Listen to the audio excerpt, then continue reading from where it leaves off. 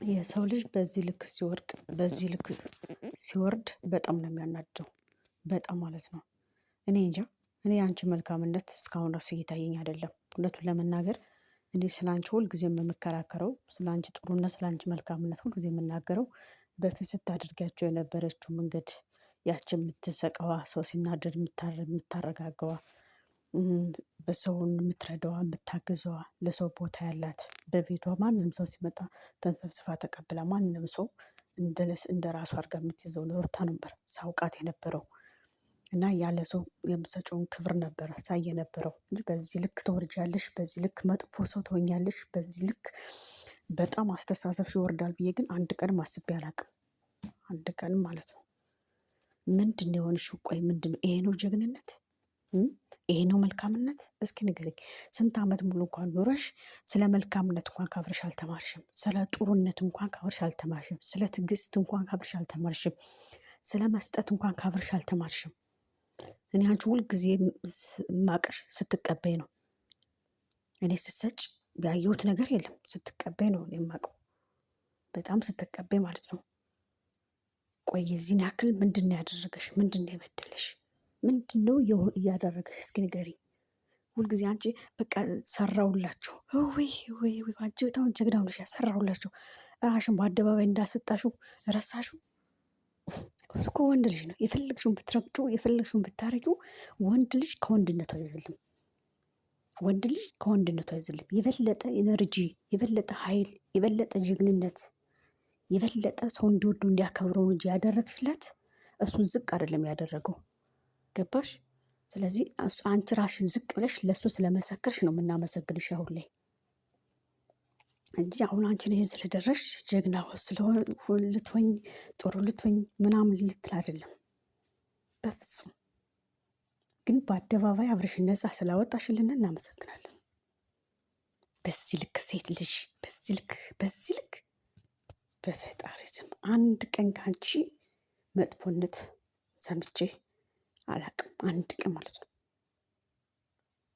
እኔ ማለት አንድ ቀን ስህተት ትሰሪያለሽ ብዬ አስቤ አላቅም። አንድ ቀን ቆይ አንቺ እናትሽን እስኪ ከእናትሽ ምንድን ነው የተማርሽው? አንቺን ለማስተማር አንቺን ወደ ትዳርሽ ለመመለስ እኮ እናትሽ ብዙ መጽዋዕትነት ከፍላለች። ይሄን አታውቂም?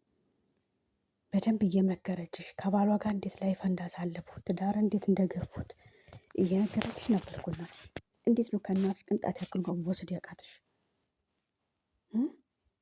ቆይ የአንቺን ማንነት ማን እንገርሽ? ሁል ጊዜ የትኛውም ሰው የትኛውም ሚዲያ ላይ አብርሽ ላይ ነበር የሚናገረው። ዛሬ ግን ራሽን በአደባባይ ስለመሰከርሽ ራሽን በአደባባይ እኔ እንዲህ ነኝ እኔ እንዲያደርግ እንዲሰራውላችሁ ካፍሽ ራሱ ሞልቶ መውጣቱ እንዴ! ሰው ራሱን ወደ ታች ይዘቅዝቃል። እንኳን አብርሽን ነፃ አወጣሽልን። እኔ አሁን ማመሰግንሽ አብርሽን ነፃ ስለወጣሽልን ብቻ ነው። ደግሞ እንዴትና እንዴት እንዳወራሁሽ እንዴት ብዬ አንቺ ጋር ብዙ ወሬ እንዳወራን ታውቂያለሽ በደንብ። ግን በዚህን ያክል እኔ እንጃ። ሩታ የዓለም ሕዝብ ዓለም ብዙ የምታሳይ ሴት ናት፣ ብዙ የምታስተምር ሴት ናት ብዬ ነው የማስበው። እኛ እህቶችሽን ብዙ አስተምረሽናል፣ ብዙ አሳይተሽናል። ያንን ነበር የማስበው። ለካ ስታሳይን ያ ሁሉም ስታሳይን የነበረው ሁሉ ውሸት፣ ጥሩ ሰው የሆንሽበት ውሸት አስመስለሽ ነበር ስትጫወች ነበረው።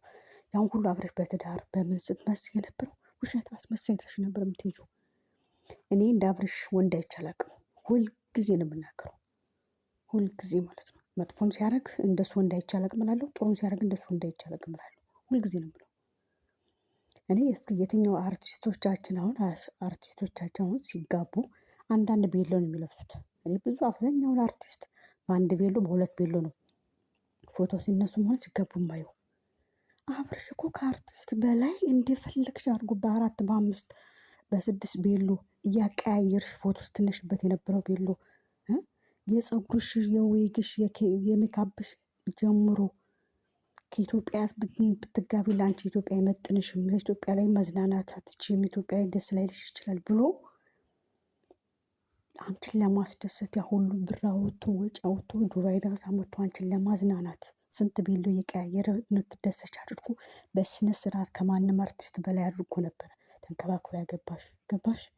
ግን አንቺ ግን አይምሮሽ ምን አይነት አይምሮ ነው? ድፍን ያለ። ለሱ ይሄ ይገባዋል፣ ለሱ ይሄ። አንቺ እንዴት አድርጎ እንዳገባሽ ታውቂዋለሽ? ስንት ቤሎ እንዳለበሰች ታውቂዋለሽ? ስንት ክብር እንደሰጠች ታውቂዋለሽ? ዝቅ ብሎ እግርሽን ስሞ እግርሽን አጥቦ የያዘሽ ባልሽን ዛሬ እንደዚህ አይነት ነገር መስሎሽ? አሁን ፈጣሪ የሚወድሽ መስሎሽ ነው? ፈጣሪ የሚያከብርሽ መስሎሽ ነው? ሰው ህዝቡ